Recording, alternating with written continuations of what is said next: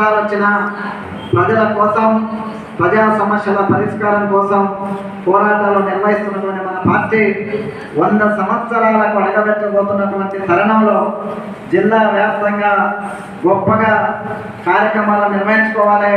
ప్రతి గ్రామంలో బహిరంగ సభలు, మండల కేంద్రాల్లో ఊరేగింపులు, జిల్లా కేంద్రంలో పెద్ద పెద్ద ర్యాలీలను నిర్వహించడం ద్వారా ఈ 100వ ఉత్సవాలను ఘనంగా నిర్వహించాలనేది మన జాతీయ పార్టీ సమావేశంలో నిర్ణయం తీసుకున్నాం. దానికి కూడా మనం సన్నద్ధం కావాలి. మనం ఎప్పుడైతే మన కార్యకర్తలు ఈ జిల్లాలో ఉన్నటువంటి అందరూ కూడా కదిలితే మనకు పెద్ద సమస్య కాదు ముందుకెళ్ళడానికి. వీటిపైన కూడా మనం నిర్ణయం తీసుకోవాలి. ఇక ప్రధానంగా స్థానిక సంస్థలను, ఎన్నికలను మనం అందులో చేర్చడం ఎజెండాలో మిస్ అయినాం.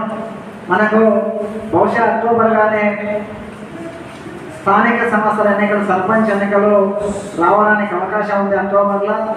ఏ జిల్లాలో మనం పోటీ చేసేటటువంటి గ్రామాలను ఐడెంటిఫై చేసుకొని సర్పంచులను, ఎంపీటీసీలను పోటీ చేయడానికి సిద్ధం కావాలి.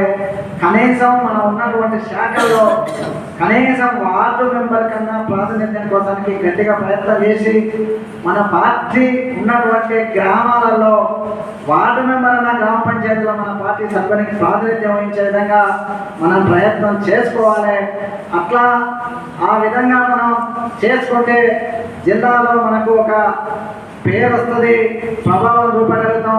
అధికార యంత్రాంగంలో కానీ, ఇతర పార్టీలలో కానీ, సామాన్య ప్రజానికంలో కమ్యూనిస్ట్ పార్టీ సిపిఐ వాళ్ళు బాగా ఎన్నికల్లో కానీ ప్రజల మధ్యన కానీ ఉన్నారు. వీళ్ళ గ్రామాలలో పట్టుంది అనేది వస్తుంది.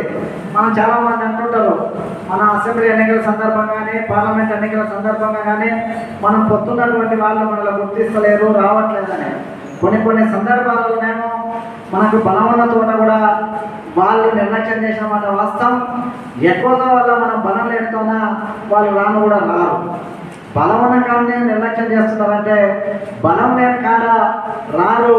మనం బలం పెంచుకుంటే ఎవడో ఒకడు మన రాకపోయా అనేది కాకుండా మన వద్దగా మనం మన బలం ఏందో, మన సత్త ఏందో గుర్తిస్తే ఎవరైనా వస్తారు.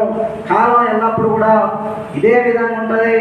మనకు కొంత సమాజంలో వచ్చినటువంటి రాజకీయ పరిస్థితులు కావచ్చు, రాజకీయ పార్టీలు అధికారం కోసానికి వచ్చేటటువంటి రాజకీయ పార్టీలు పెడుతున్నటువంటి ప్రలోభాల వలన మనకు కొంత రాజకీయంగా నైరాశ్యంగా ఉన్నటువంటి పరిస్థితి మాట వాస్తవం.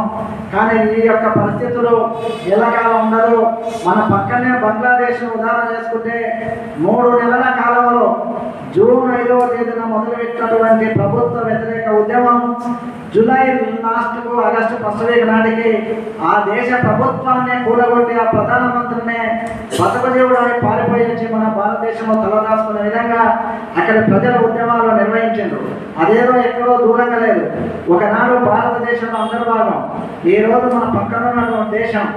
అక్కడ ఉన్నటువంటి ప్రజలు 3 నెలల కాలంలో ప్రభుత్వాలనే కింద మీద చేసే ఉద్యమాలు నిర్వహించిందంటే మన భారతదేశంలో కూడా ఎప్పుడో ఒక కాల తప్పకుండా ఎన్నో ఒక నాడు వస్తుంది. మనం ఇప్పుడు వస్తుందా రేపు వస్తుందనే ఒక నైరాశ్యాన్ని